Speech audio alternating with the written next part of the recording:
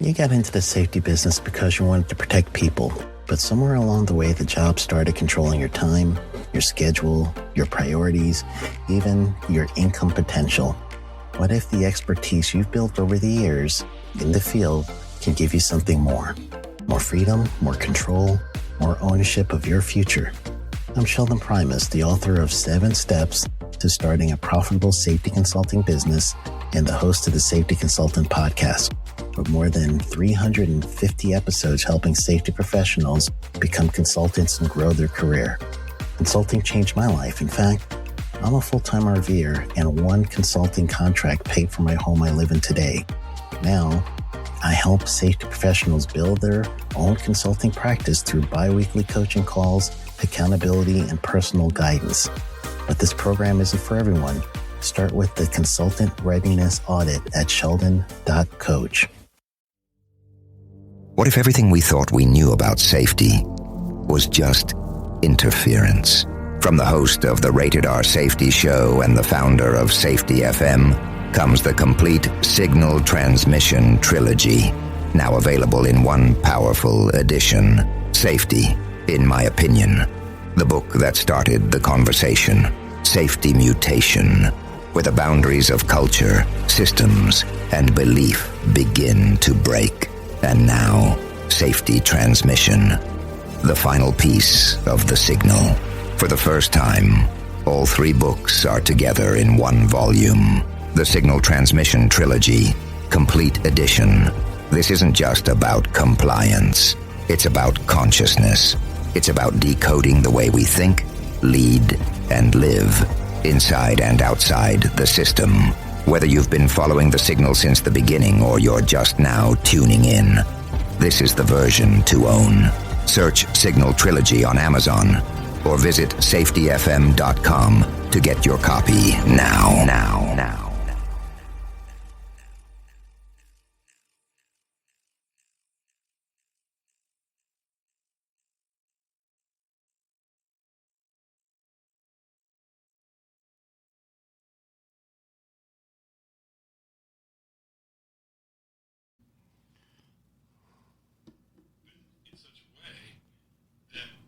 Hi, this is Jim from Safety Wars. Before we start the program, I want to make sure everyone understands that we often talk about OSHA and EPA citations, along with some other regulatory actions from other agencies, legal cases, and criminal activity. Everyone is innocent until proven guilty in a court of law. Proposed fines are exactly that, and they are often litigated, reduced, or vacated. We use available public records, news accounts, and press releases. We cannot warranty or guarantee the details of any of the stories we share, since we are not directly involved with these stories, at least not most of the time. Enjoy the show. This show is brought to you by Safety FM.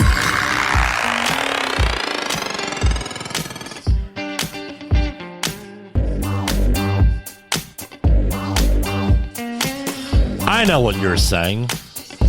What the hell is he doing on the air on a Monday?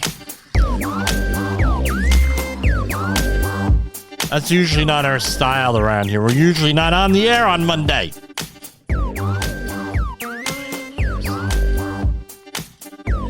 Yeah, we got some nice new background music here.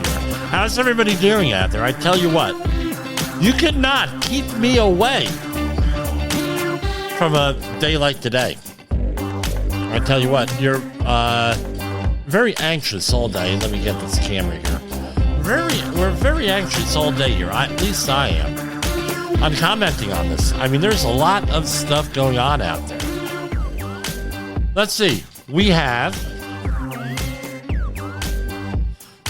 yes, I know I'm on there. We have a lot of stuff going on here. So, for example, we have terrorist attack in Colorado. We've had a escalation of the war over there in Ukraine. Right? We've had all different stuff going on here. So guess what? We're going to be here. No, there's no way I was not going to be on the air tonight. Rushing around, getting everything all set up here in this hotel room. Yes, that is pizza over my right-hand shoulder here. But anyway, yes. No, like to cook, but had to be here with you. What a weekend. I mean, on Friday night, I met Doc Gooden from the 86 Mets. What a great thing. We had a watch party at an event in Woodbridge, New Jersey, at the Woodbridge Brewing Company.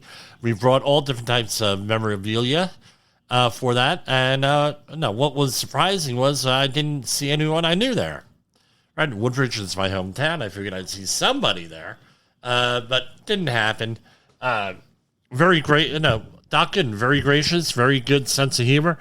Sort of like you can have an inside joke with him with just meeting him, right? Like the world's most interesting man commercial there.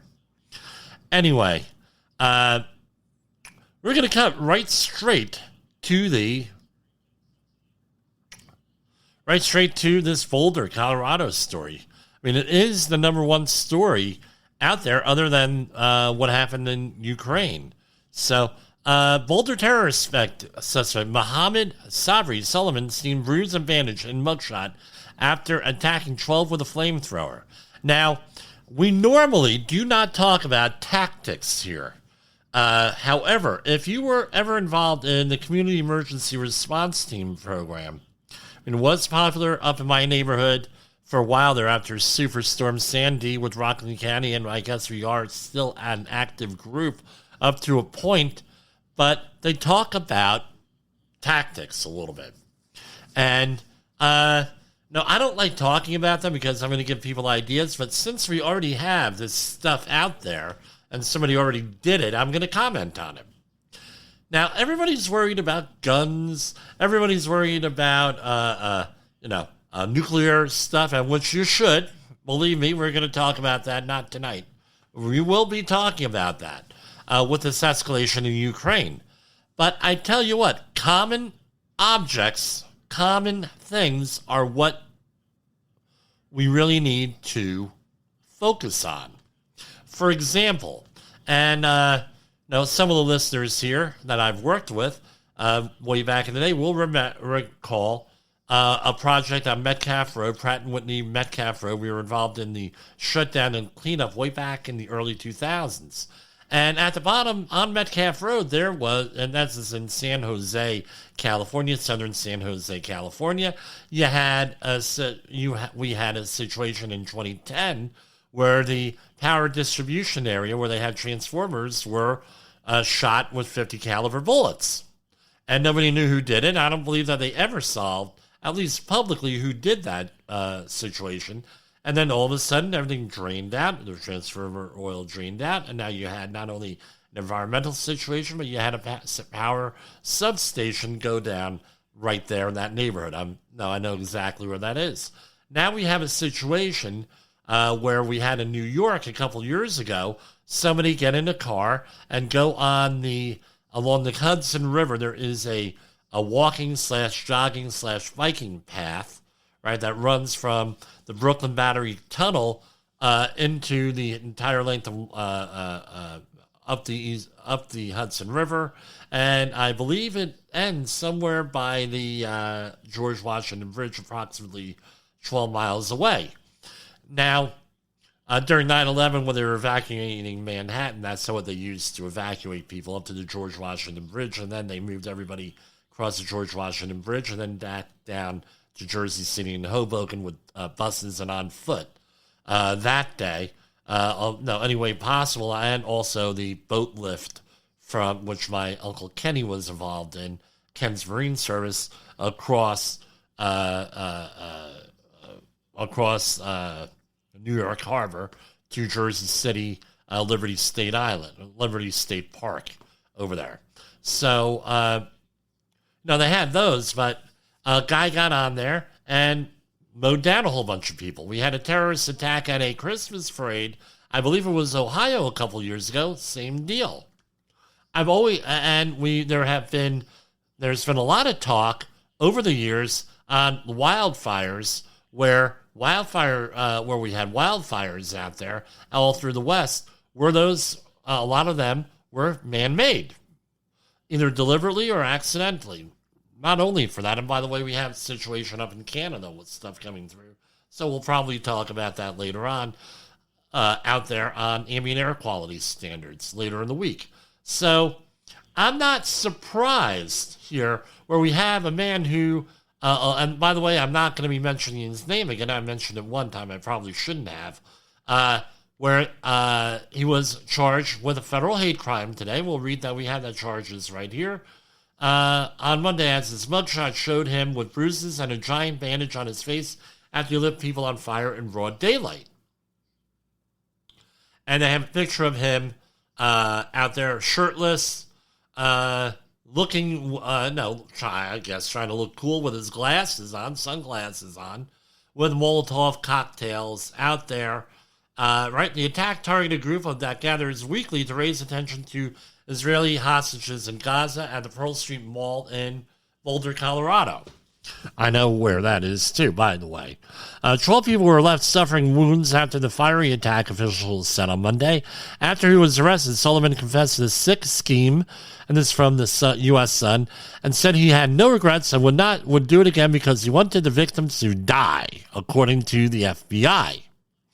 He said he planned the violence for a year and specifically targeted what he called a Zionist group, quote unquote, the FBI's affidavit said. Right? We're going to go to that right now.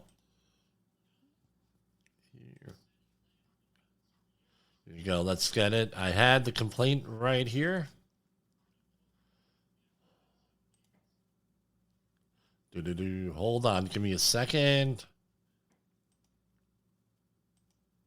So here's the affidavit. We're going to, it's not displaying right, so this is what we're going to do. We're going to go and we're going to save and we're going to open it up so we can all see it at home. Here. Okay, we're going to do a share screen for your people on video. All right, and here it is, an affidavit in support of an application for a criminal complaint and arrest warrant. Right?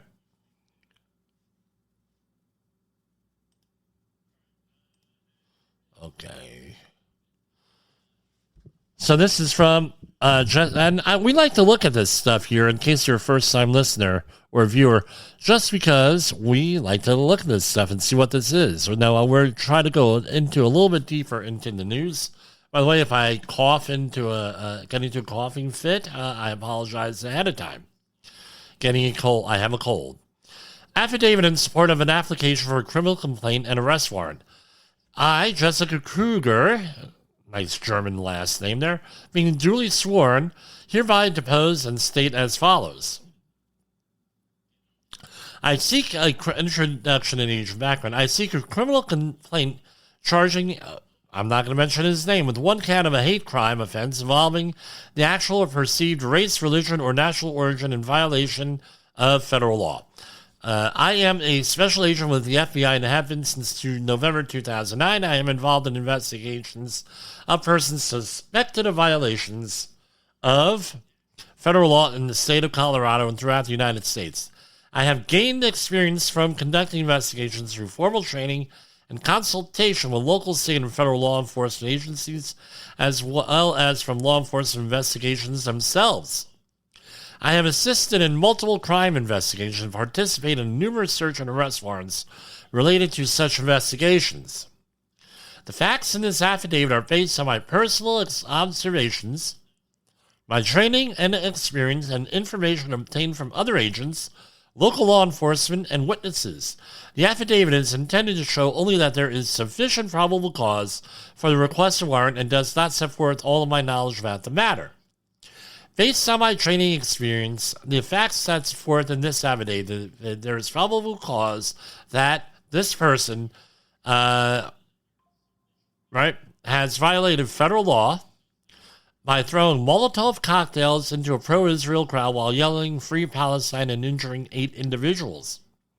As discussed more fully below, acts in furtherance of the offenses under the investigation occurred within the District of Colorado. And then it goes through the statutory authority. So, number 8.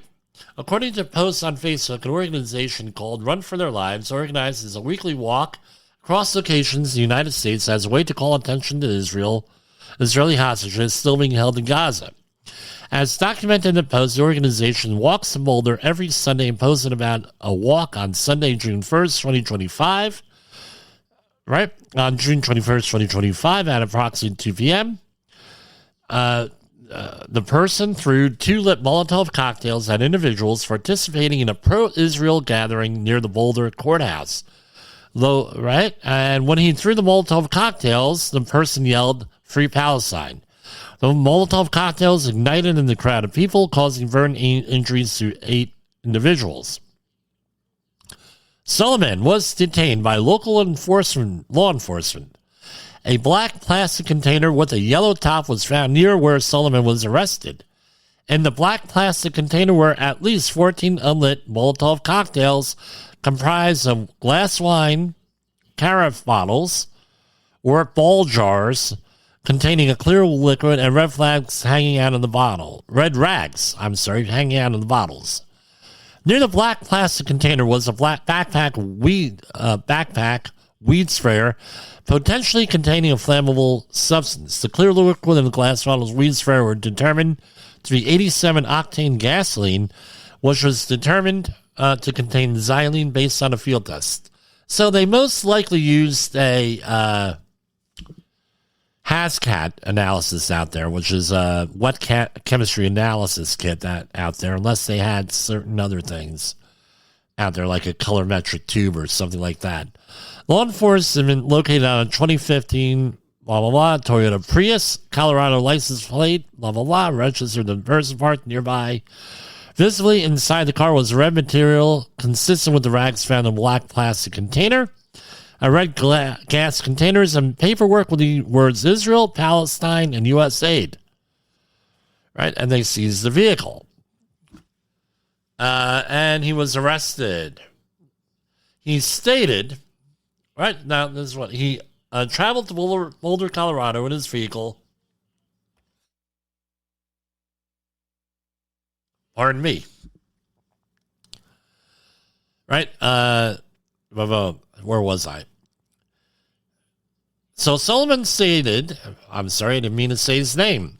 Research on YouTube on how to make a Molotov cocktail, purchased the ingredients to do so, and constructed them.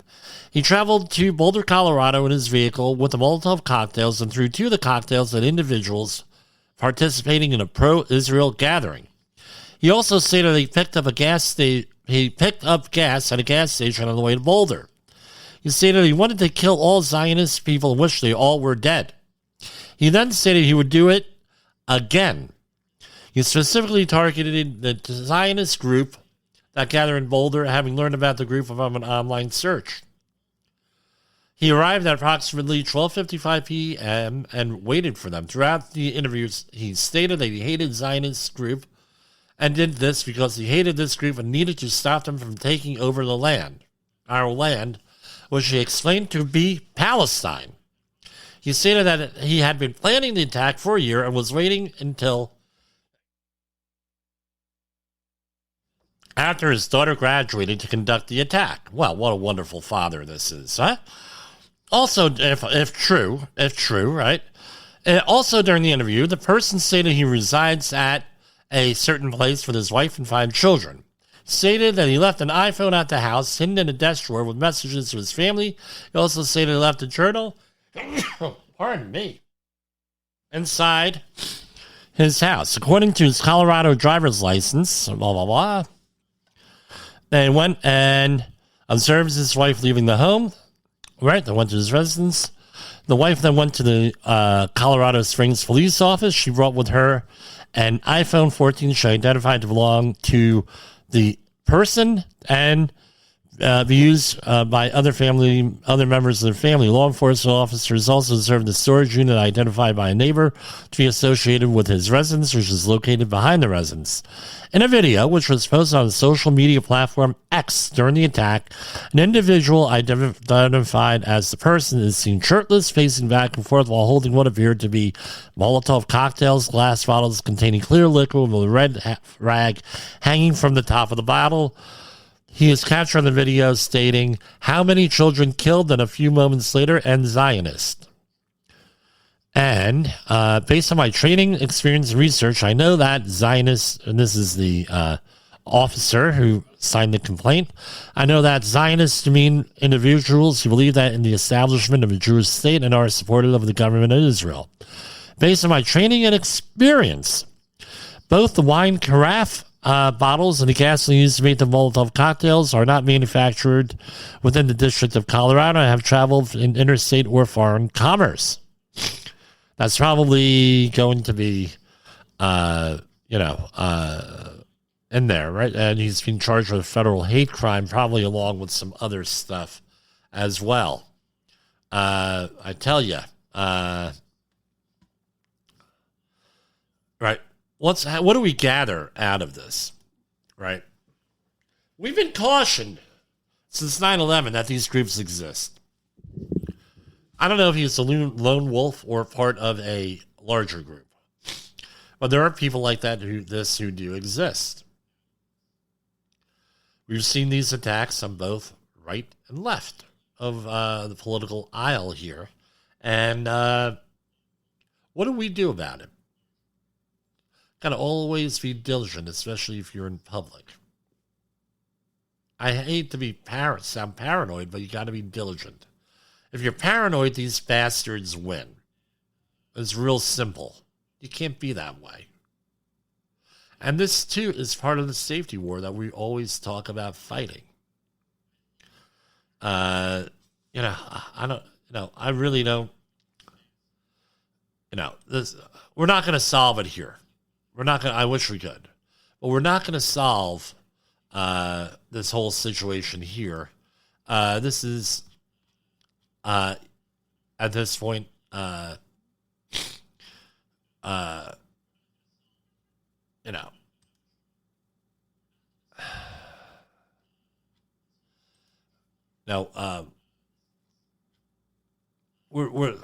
has been going on for an awful long time, right?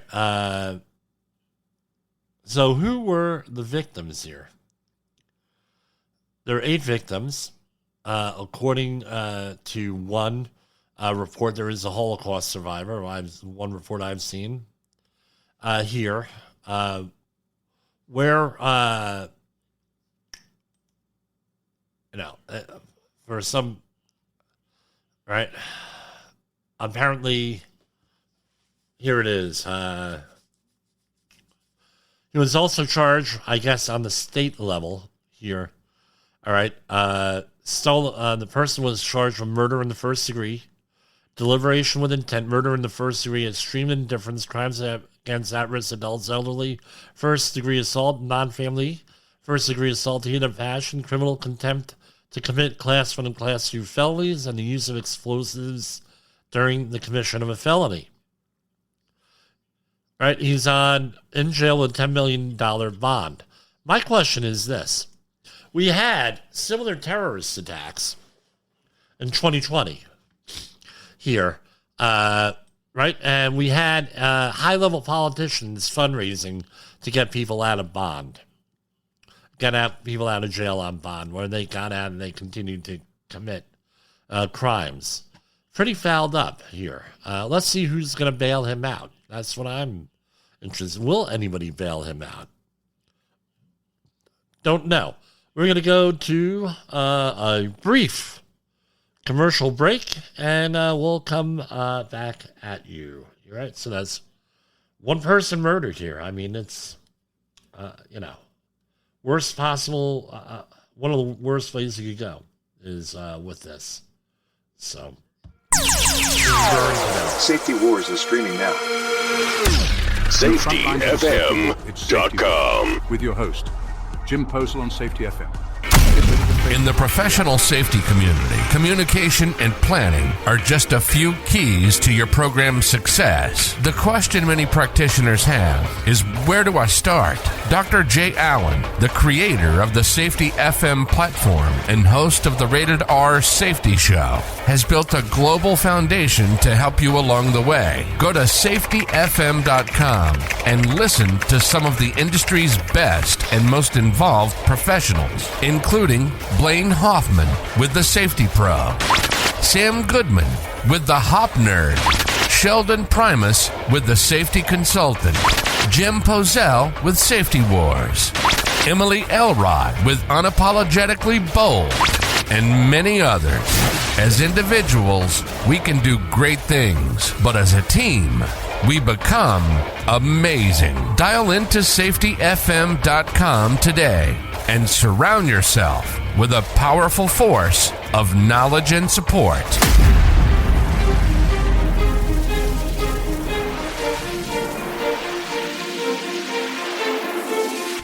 Want to avoid hefty OSHA fines and keep your team safe? Let's dive into the General Duty Clause. The General Duty Clause, Section 5, A1 of the OSHA Act of 1970, is a catch-all rule to cover unregulated hazards. Employers must keep workplaces free from recognized dangers that could cause death or serious harm. For OSHA to cite you under the General Duty Clause, they must prove the following 4 things. 1. The employer failed to render its workplace free of a hazard. 2. An employee was exposed to that hazard. 3. That hazard was causing or likely to cause death or serious physical harm. And 4. Feasible means exist to free the workplace of the hazard. Employees aren't off the hook either. Section 5B mandates they follow all safety standards. Both employers and employees must work together to maintain a safe work environment. Examples: think lifting above shoulder height repeatedly or working without proper support. Stay proactive. Monitor work areas, apply the 4-part test, and you'll prevent those nasty citations and keep everyone safe. Need help? And more information? Contact Jim Pozell and the Safety Wars team to help you prevent workplace incidents, conduct safety audits and training. Contact the Safety Wars team at jim@safetywars.com or 8452-695772. Visit us on the web at www.safetywars.com. Let's build a safer workplace together. Want to avoid hefty OSHA fines and keep your team safe? OSHA recordables, catastrophic losses, environmental disasters. You want answers? So do I. This is Jim Pozell with Safety Wars. That's my daddy! Sorry about that, guys. I had to take a little break there, get something to drink, and take care of the symptoms of this cold. I tell you what, summer colds are... I don't know, can we even call this a summer cold? I know that the Memorial Day weekend normally kicks off the summer here in the Northeast, right? But I tell you what, the weather last week was horrible. I mean, out there we went to, I'm very proud of my kids. They were actually the Fat Boy and Fat Girl from the Rockland Boulders professional baseball team over the weekend on their Saturday night game. And we had people there. It was also scout night. And I tell you what, we had, and the Boulders did win. People were out there in their winter coats. I was out there in my Safety Wars jacket. It was freaking cold, to say the least. Now, here we have some news. And basically, for example, if you are running a church, right, and you have employees, you are still subject to OSHA. Charities are still subject to OSHA, especially when there's a fatality here with this. Now, the reporting requirements may or may not be the same with the OSHA 300 log, but you are an employer. So here we have, I tell you what, I thought this was going to be, weird that this happened once. But then we did a little bit further digging like we always do here at Safety Wars. U.S. Department of Labor cites Orlando Salvation Army after worker falls and suffers fatal injuries. U.S. Department of Labor has cited the Salvation Army after a 54-year-old maintenance worker suffered fatal injuries following a fall while working at an Orlando donation center in November 2024. An investigation from the department's OSHA found the worker was repairing a roof leak when the fall occurred on November 7th. OSHA cited the Salvation Army for repeat violation of exposing workers to fall hazards. A similar citation was previously issued at the employer's Princeton, West Virginia location in January 2020. Now that piqued my interest here. OSHA also cited the employee for 5 serious violations, including failure to assess workplace hazards, provide fall protection training, and ensure proper machine guarding. 2 other than serious violations were issued for failure to report fatality to OSHA within 8 hours of the incident and lacking a hazard communication program, which I'm surprised because the information I have, based on very good source, they actually have like a hearing conservation program there. So I'm actually, because of the bells. Yes, I'm not joking, the bells. So we have on the smartphones, there are apps out there that actually, no, and it's not a NIST certified situation. But what it is instrument, but it is, no, you have a screening device. That's what I describe it as, a screening device on these smartphones that actually will determine whether you are over the 85 or 90 decibel limit, depending on what applies to you. Right? We're like 30 countries here, so whatever applies to you.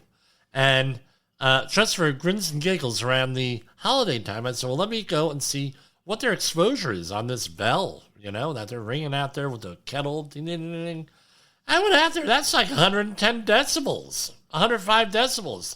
And they're bang, and so I said to somebody who is in the know at the Salvation Army, I said to her, well, what's the deal with that? Why don't they have like an earplugs for a bell ringer campaign or something?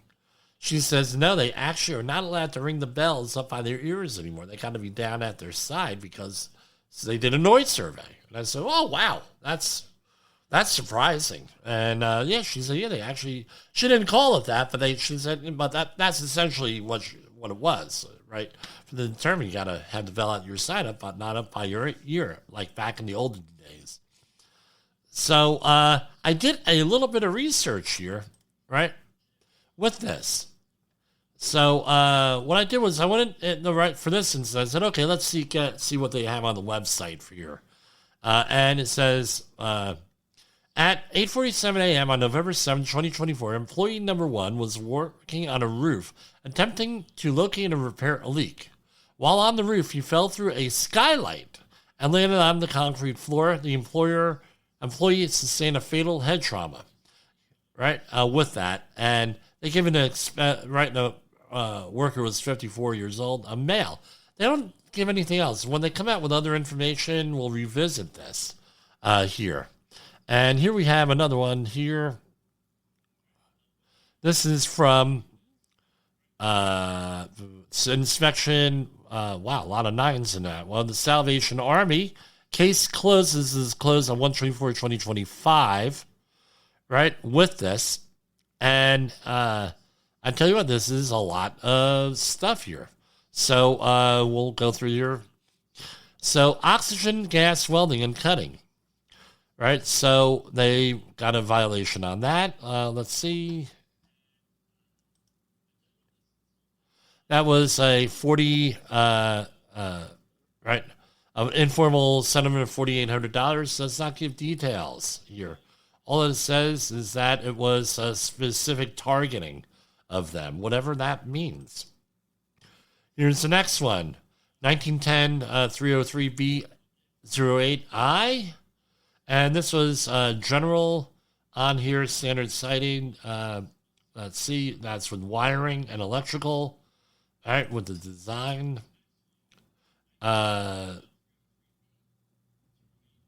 Electric equipment shall be free from recognized hazards or are likely to cause death or serious physical harm.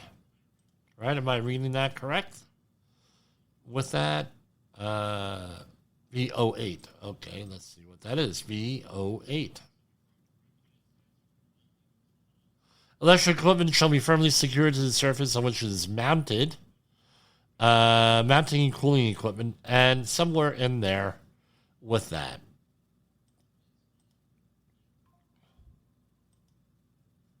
Here we have next one was 305. It's something again with electrical, B02. was something wrong with the wiring methods on there. 1910-305, same deal. 1910-1030, C01. Let's see what that was. And that was a bloodborne pathogen violation, C01 violation. Man, internet is slow tonight.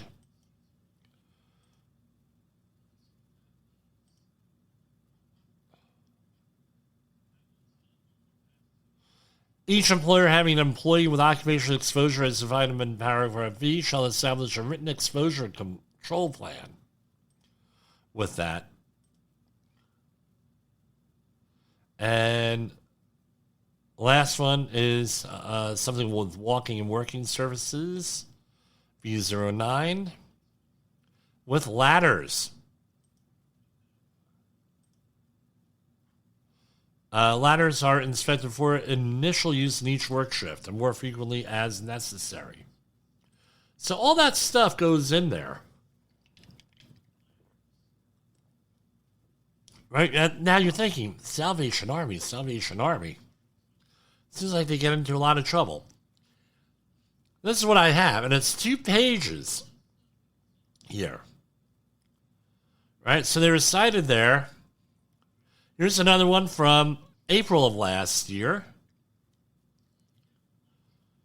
They had a record-keeping violation. From March of the last year, there was a forklift violation. 2023, there was a big one here.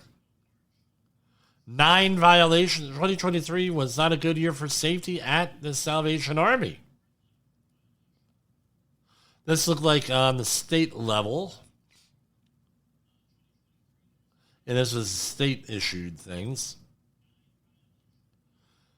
And they're finding a substantial amount of money here with this. And we would have to go look what all the Washington things are.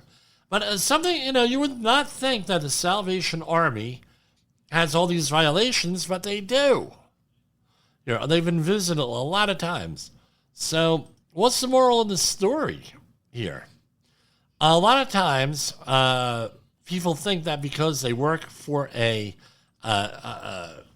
charity or a church, they're exempt from all these regulations.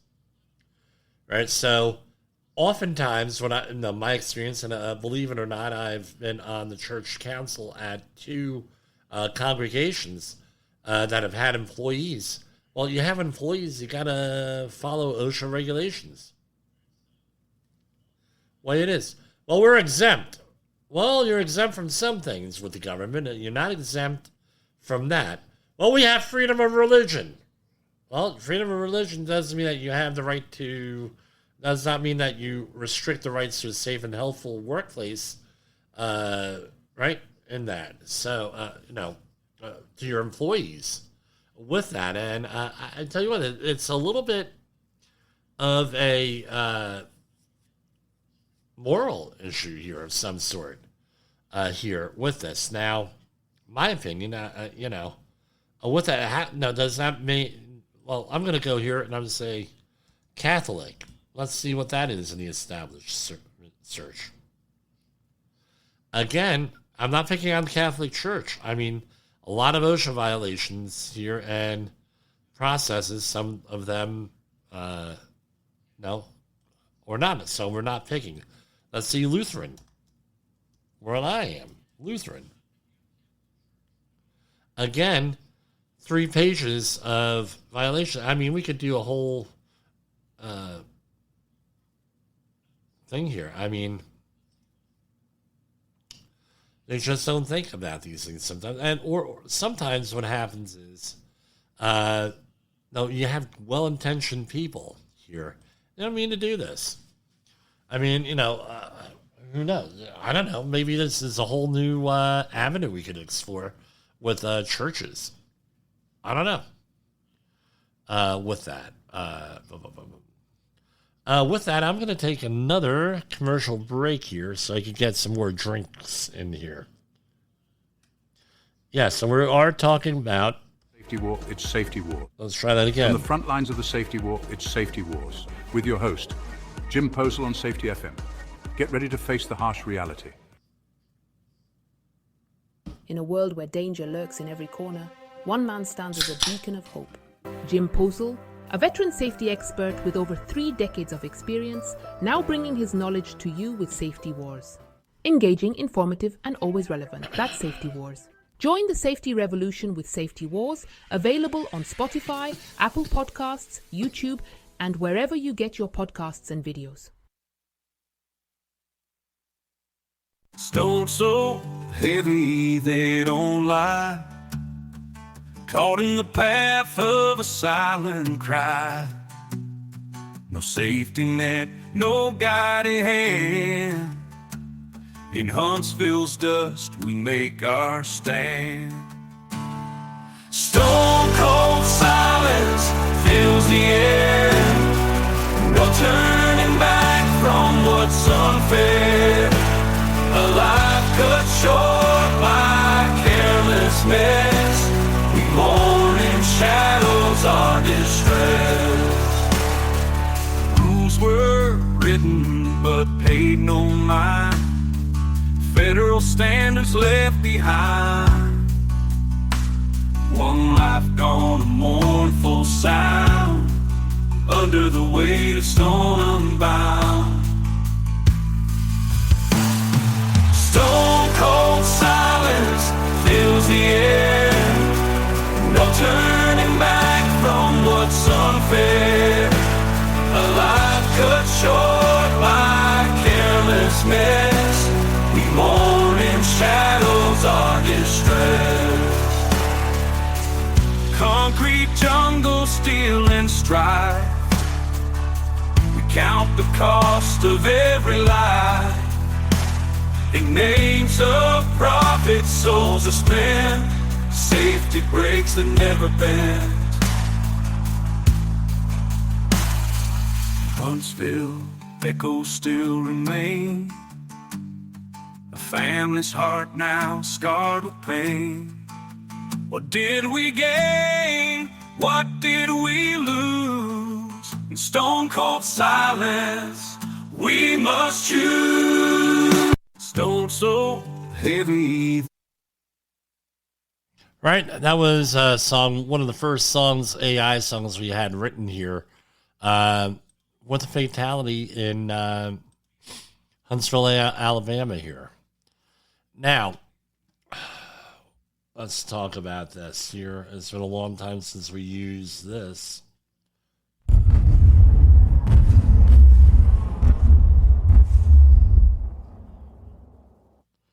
Right? So this past weekend, we had a situation here with an escalation in the Ukraine war. Allegedly, and it's kind of hard to determine whether or not what the truth is here. So Ukraine is alleging that 1/3 of the Russia's long-range bomber fleet, which it relies on in the Ukraine war, was wiped out with a massive drone attack where they're able to smuggle drones right up to the vicinity, right up almost the fence line, according to some reports. I don't know if that's true or not, of the Russian bases and actually launch them. If true, escalate. I am going to agree with the president on this one. All this that is bad. Now, there's one Ukrainian family in my neighborhood who the mother heads a charity that supplies missing limbs, right, artificial limbs, to people who were injured in the war. And she quotes something like they get 1,000 requests for limbs a week in this conflict. And that's just them, one organization. So the reality is 100 years ago, those probably would have all been fatalities. But with the displaced people and everything else, I think they need to go and come to some type of resolution here with this. I don't know what the resolution is going to look like or what's going to be acceptable to anyone here involved here. So here we have,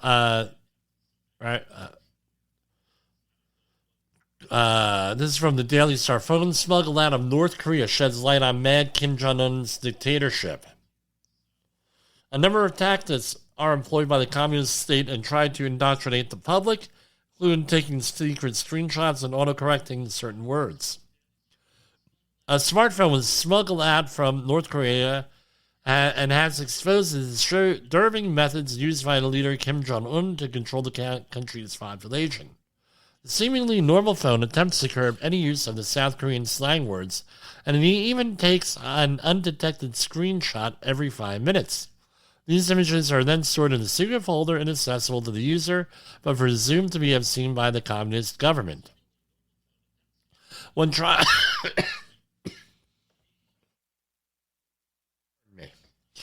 trying to type the word oppa, which translates as older brother in Korean but means boyfriend in modern South Korean lingo, it autocorrects to comrade. A message then flashes and warns that oppa can only be used for older siblings. Elsewhere in the word, South Korea was astonishingly corrected to read puppet state. The film was smuggled out of the Daily North Korea by Daily North Korea, a Seoul-based media organization last year, reported as part of the BBC investigation. Martin Williams, an expert in North Korean technology and information, told the British outlet that such devices are now being used to influence the North Korean public. Now, I recall similar things were going on, and probably still are, if I had to guess, in this country, in the West, with smartphones, with the autocorrect feature here. And, not surprised. I mean, we are all being manipulated. I mean, we documented this multiple times here over the last 450 episodes. Are you being manipulated, and are you okay with it? Now, that's just what it comes. Are you okay with all this manipulation? We talked about the U.S. Census Bureau about a month and a half, 2 months ago. Are we okay with being data mined? Are we okay with being cataloged for everything? Good question. We're saying North Korea is bad for doing this, but we do the same stuff here. And have the news organizations cover news. That's why I like to go in depth in things. Read the things and let the reader, let the viewer, let the listener decide what those are. That's all part of the safety war that we are all fighting here. Right? Now, as Jay Allen correctly points out in his books, we're going to be talking about what the second book, right, where safety, the second book in the series this week. Here, when I finish it, third book is due out next week, but you can get all three in the trilogy if you go to Amazon.com there.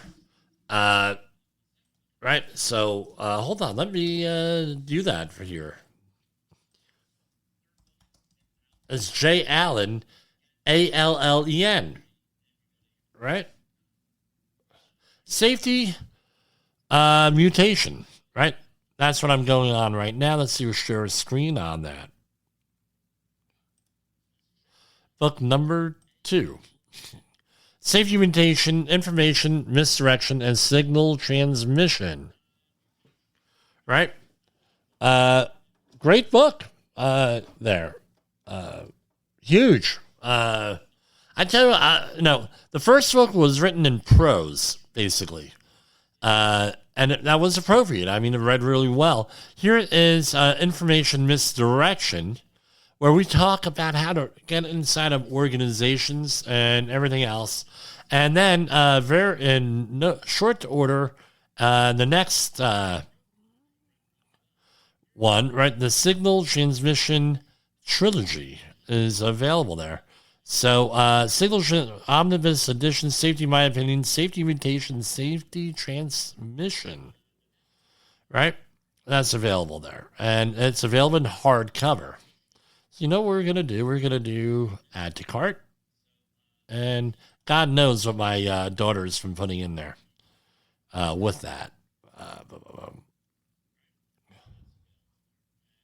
With that. And we will have him on. We will invite him on when we read all three of them. I tell you what, phenomenal books here with that.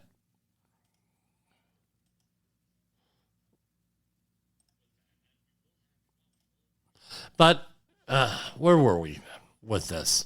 Now, a lot of stuff going on out there. Now, so when you're communicating to people, it's not only information. You want to be able to make a connection, right? And one of the things that Jay says is people think that they could pull this crap off with safety differently. He didn't say crap. I'm saying crap. With safety differently, human organizational performance. But it's not a repackaging of what we've already seen. And that's often how people see this. You got to be sincere. You got to be accurate with it. You have to, right, do things. Because what happens, and there's also what your organization will tolerate. A lot of organizations will not tolerate human and organizational performance well. Because they're used to beating people up. They're used to... they're used to making themselves look good. Why is that? There's one organization that runs a lot of oil refineries, and their whole thing, all of their bonuses, and your bonuses are wrapped into their safety metrics, a lot of it. So guess what? When somebody gets hurt, and when those matrices are being being filled, right? Data is being generated. You run into a problem, guess what? That's money directly out of their pocket. And in the years gone by, that was compliance, but that's not really where we want to go. That's why safety people, right? We have the song here. You give safety a bad name. Or maybe we'll close out with that at the end of the program. Okay, what else we got here? More on, right? So we have a measles outbreak here also in Colorado. Colorado has recorded 10 measles cases this year as airport outbreak grows. Colorado has now confirmed 10 measles cases this year after 3 more people got sick, right, here. And it is 2 of the new cases were unvaccinated adults and who passed through the airport same time on May 14th. The third was a vaccinated Arapahoe County resident who was a passenger on Turkish Airlines 201. 2 doses of the vaccine are about 97% of the effective, meaning a small number of people develop breakthrough cases. Now, the reason why this is also, I just know this from reading. So COVID, normally if you got COVID, and let's say you're have non-vaccinated people around, the numbers state, based on my training and education and experience, that 4 to 6 people are going to be infected by that. With measles, it's 4 times that number. 1 case, you could potentially infect 16 people on average. So this is highly infectious disease here with this. We had people in my neighborhood, one woman in particular, before COVID, decided to go into the local department store and get people sick because she had measles. Right? Well, they used to have measles and chickenpox parties way back in the day. With that, well, get everybody sick, then they have a herd immunity. Here we have some stuff on the economy. Walmart quietly jacks up prices, despite Trump's demand for a retailer to eat the tariffs. Walmart has quietly been hiking prices on items ranging from toys to office supplies, with some markups reportedly climbing more than 100%. I tell you what, I did some clothes shopping last week at Walmart. Empty. Or 2 weeks ago at Walmart. Empty. Consumers are financing their groceries. What does this from the New York Times? What does it say about the economy? Increased use of buy now, pay later loans may signal shifting consumer habits, would also be a troubling sign of stress. Here we have in Italy, Mount Etna volcano erupts with a massive ash cloud and a lava fountain. Mount Etna, the rambunctious volcano on the Italian island of Sicily, crumbled back to life on Monday, spewing hot ash and lava in a pyroclastic flow, the nation's volcano monitoring body said. Right? Well, volcanoes, wars, right? People running for their lives. I see there's one video here. This is safe to travel to Sicily after Mount Etna eruption. The volcano, one of the most active in the world, erupted again on Monday. Here's what you need to know if you have a trip. Volcanic should read code red for aviation due to eruption. Right? So there's a code red for that. Here's what you need to know. Is it safe to travel to Italy? The answer is yes, but keep an eye on things. Okay? What did he expect them to say? No, run away, right? This is again, this is Star Wars level shit here, right? Tony Blair. Britain should have AI doctors and nurses. The former PM says humanity is entering its biggest transformation since the Industrial Revolution, that it's absurd not to do more in the NHS. The story is from archive.is. Britain should embrace a future AI doctors, nurses, and even teachers, or risk being left behind in the biggest upheaval since the Industrial Revolution. I tell you what, any of this AI stuff, the learning does not have. And it's what Jay Allen says in his 3 books here. At least I'm almost done with the second book. Connection. You got to have connection. I doubt AI will inspire people to do better. I doubt AI will go out there and want you to be a better person unless it's through some kind of coercion and want some one person's opinion on what right is, and what morality is, right? The person programming that stuff. And it does have a mind of its own. That's what's coming, people, here. The former PM says humanity is entering biggest transformation. Okay, so I tell you what, will AI then do the cost-benefit analysis? Computer programs reportedly have been doing that for an awful long time for insurance companies. Well, this is a 55-year-old guy. We could get all of this amount of money out of him for the next 10 years. Low risk. Well, guess what? He has an accident. We'll save his life. Versus, hey, this is a 75-year-old person. This is going to cost us more money in the long run. Let's not treat them and let's give them palliative care. Similar to what former U.S. president, the one before Trump, had said, right? With that, no, that's taken out of context, Jim. That wasn't taken out of context. Right? I mean, again,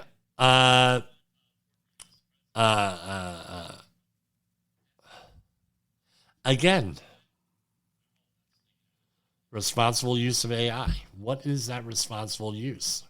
You want to take the human completely out of that equation? You're asking for a problem.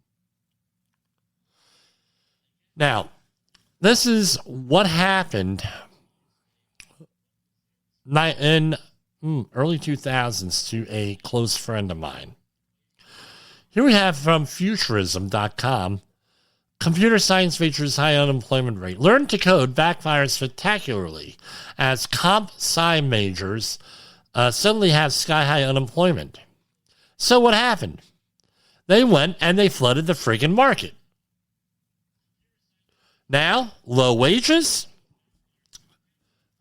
not enough jobs.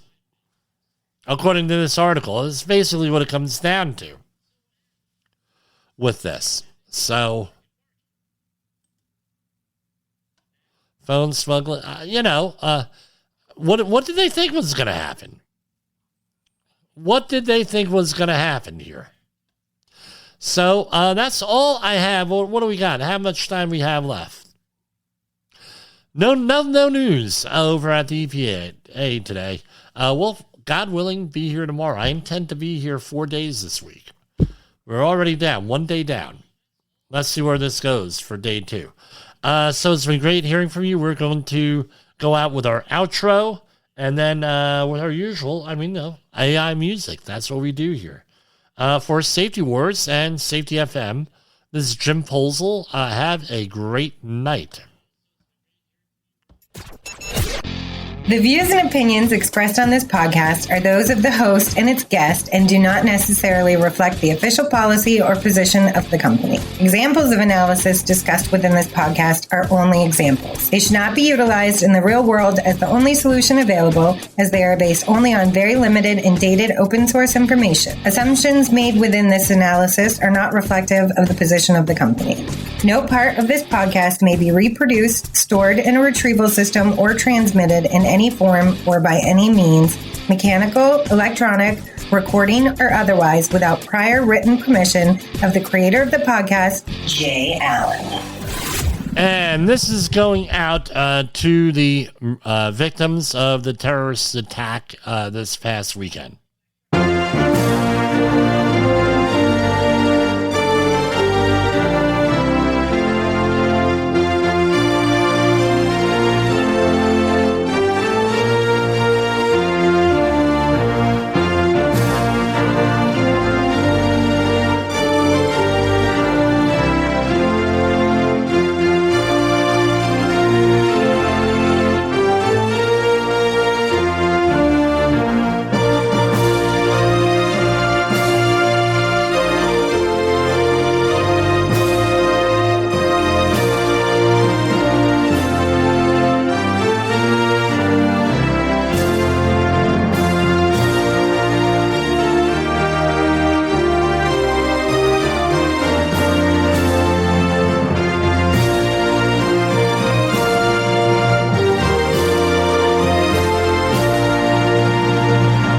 And don't be one of these safety guys that this song is dedicated to.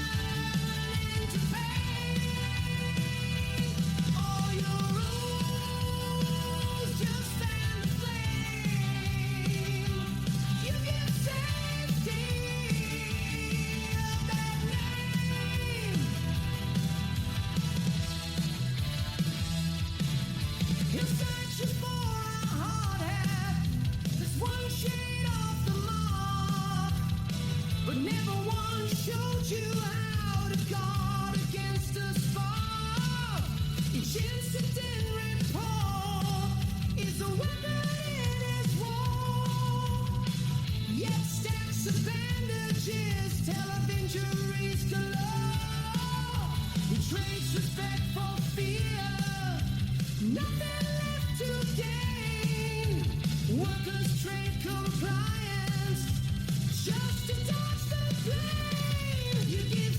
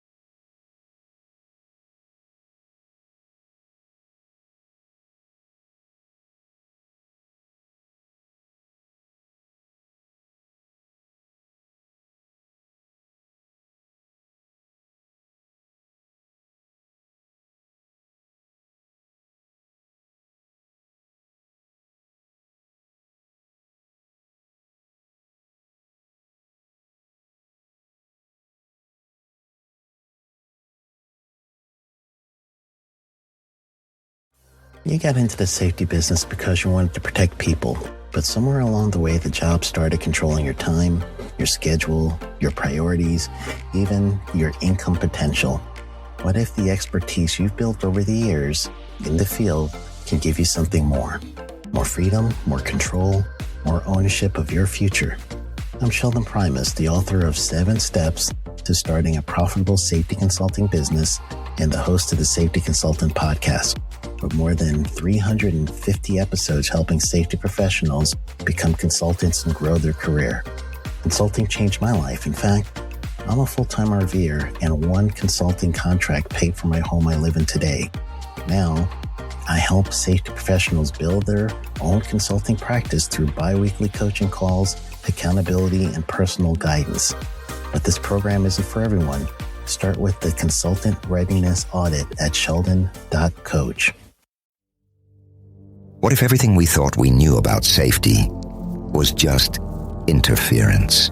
From the host of the Rated R Safety Show and the founder of Safety FM comes the complete Signal Transmission Trilogy, now available in one powerful edition. Safety, in my opinion, the book that started the conversation. Safety Mutation, where the boundaries of culture, systems, and belief begin to break.